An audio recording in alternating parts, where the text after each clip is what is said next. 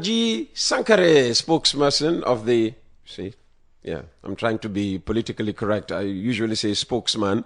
So in trying to avoid spokesman, I say, well, spokesperson. He's spokesperson of the Gambia government and advisor to President Barrow. Now, just over a week ago, former dictator Yahya Jammeh, wanted for severe human rights violations in this country, released an audio to his dwindling support base in which he sought to disparage the man who actually sent him packing to Equatorial Guinea, from where he claims to be planning his return home. Almost everybody had an opinion on the man who heard the ranting. Everybody that is except President Barrow, the main target of Jammeh's ranting. In the past 24 hours, however, Sankareh has had a closed-door meeting with his boss, and I believe the issue of Jammeh's audio sanks came up. Good morning to you, and welcome back to Coffee Time. Very good morning. A lot of people ask me, what's wrong with your man? And I say, who's my man? I never knew I had a man. Santana. That's what they tell me. Yeah, just tell them he's incognito. Yeah, well, there you go. A very good morning to you, Peter, and to our listeners. It's a profound pleasure to be back to the program. Yes, like you said. You look younger. Huh? Oh, really? Yeah, okay. Much younger. Okay, good. Yeah, healthy living, maybe. Yeah, absolutely. You should keep this look. Healthy eating. No, but seriously. So you met President Barrow yesterday? Yes. Not for the first time. Yeah, we had a long meeting lasting over an hour, and naturally, like you said, the issue of the audio ranting of the former president actually was among several things discussed. Well, for President Barrow, the ranting was uncalled for because everybody knows that Yahya Jammeh was born here, went to school here, joined the army, staged a coup, was a president for 22 years. So like all Gambians, he is also a Gambian citizen. He has a right to come back to the Gambia. So to suggest, with all the threats actually that went with the audio, we are unnecessary as far as Barrow is concerned. He is a Gambian citizen. He has a right to come back to the Gambia. Yeah, absolutely. Yeah, but that's why he's wanted. Yeah, the guy is wanted here. Yeah, you understand? Well, it's the circumstances he seems to, project in the audio that worries people. He doesn't want to come back and be an ordinary citizen as President Barrow expects. He wants to come and push Barrow or whoever is in State House at the time out and take over again. Or does he have those powers now? Well, President Barrow is least worried about the rantings. For him, President Jammeh or former President Jammeh has a right as a Gambian citizen to return home.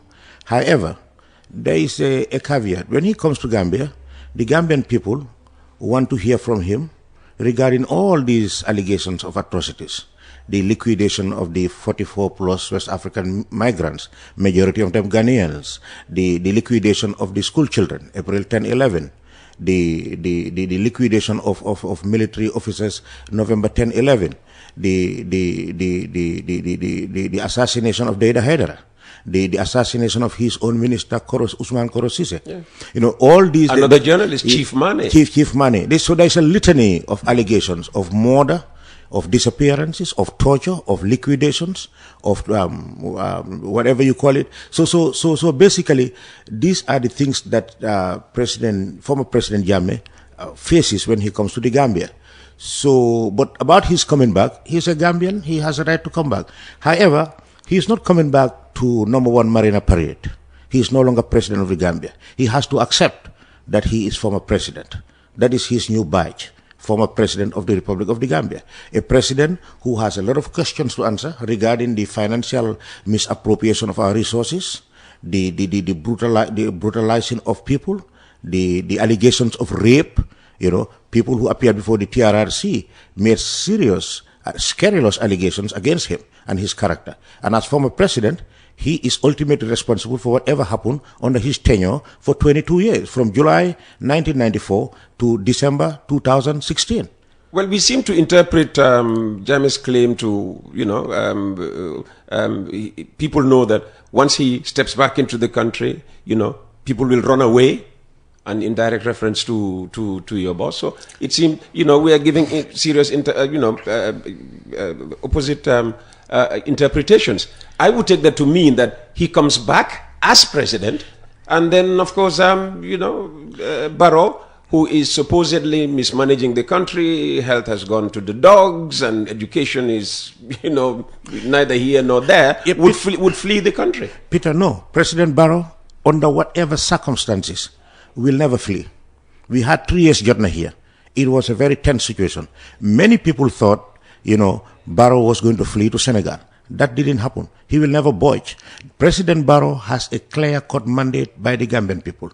The majority of the Gambian people went to the polls and voted him into power, like they did for Yahya Jammeh for 22 years, minus maybe the 4 or 5 years that he staged a coup when he was still in military regalia. So, since he left, the commander-in-chief of the armed forces is Barrow.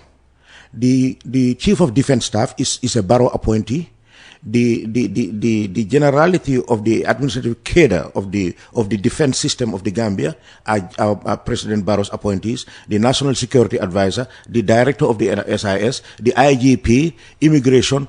All those people are appointed by Adama Barrow. And they have a clear-cut command under Barrow, and they also command respect among their men and women who serve under them.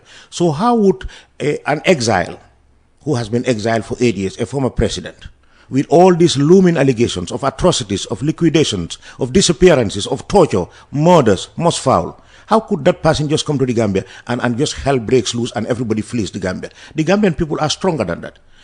December 2016, I doubt if we will ever have a day of infamy like that in December 2016, when he decided not to abdicate any longer, even though he first conceded and then rescinded. The chaos that ensued and the drama, the political drama of it all. Some of the people who contributed to that chaos are now good buddies of him, the Speaker, the Deputy Speaker. Yeah, without a doubt, that is the nature of the beast in politics. In politics, it's a game of compromises, sacrifices, fightings, and reconciliations. That is quite natural. So you would consider his relationship with Fabakary Tombong Jatta and Sidi Njai as reconciliation? Naturally, if you won elections, Peter, and I said you would never be sworn in, and it led to some problems. Not just never be sworn in, over my dead body. Yeah, but I know, however you put it, the degree doesn't matter. I'm just telling you, so naturally, if Barrow and Sidi Njai didn't reconcile, there was no way he was going to be deputy speaker. Likewise, his boss, Fabakary Tombong Jatta. So politics, that's what politics is. It's rapprochement. What about, reports that Barrow sent a special envoy to Obiang, and Obiang might be on his way to the Gambia? Will Yahya Jammeh's issue be on the table when, and if these two heads of state meet? Well, if he is to come, that is, if Obiang is to come. Yes, it is true. There was an envoy, I think Mr. Nyang, who was sent there, special envoy, and then because the program that is going on, I know very little about it. I understand actually began in Equatorial Guinea, just like ECOWAS, Nigeria, Gambia, were the pioneers, Obasanjo and President Jawara. So the respect they accorded him as one of the pioneers culminated to his invitation.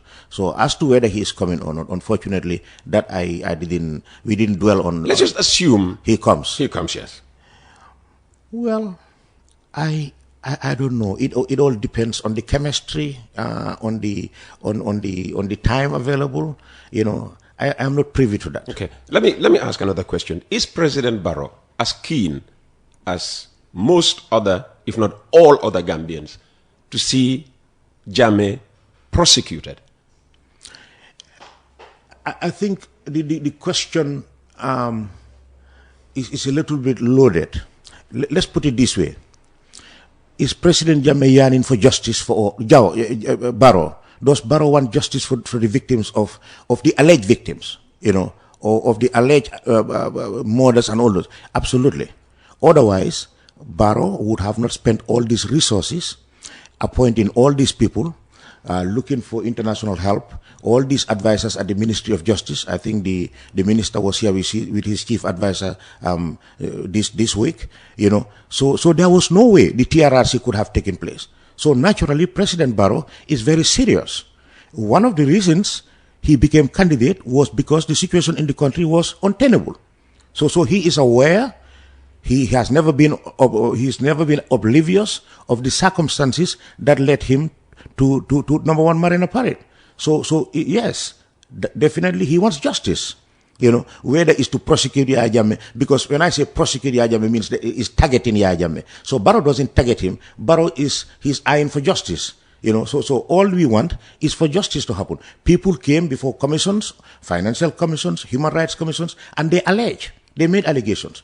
It's not a court of law. It was an inquiry, a commission of inquiry. Now, Jammeh should also come and tell us his story. And then the law will take its natural course. Well, we're completely out of time. Yeah, so Adama Barrow is not the judge and the jury. He's the president of the Gambia. He leads the nation. And what he wants is justice. Equal justice under the law. Period. Finally, any other issue of substance discussed by the two of you? Oh, well, personal issues, yeah. Okay. Yeah. Nothing about the upcoming 60th anniversary? Yeah, it's a grand anniversary. I'm so in the... Does it look grand? When you travel around the country, do you have a sense that, we are gearing up for a major event, in the history of our country? Yeah, let me put it. I think it was Wale Soyinka who said a tiger doesn't show its tigritude, until when you see what it does. So if you go around Makati Square, for the first time they have sunk boreholes on Makati Square, and there is sprinklers all over. So it's getting greener and greener. The entire State House is being it's being what do we call it? Refurbished, renovated, refurbished, or whatever. You go by the airport, the entire airport corridor is being painted. Within offices. Suggesting we are expecting some great visitors. Yeah, dignitaries. Yeah, great visitors. Yeah. Will they pay the $20 in and $20 out fee? Peter, you expect them to pay?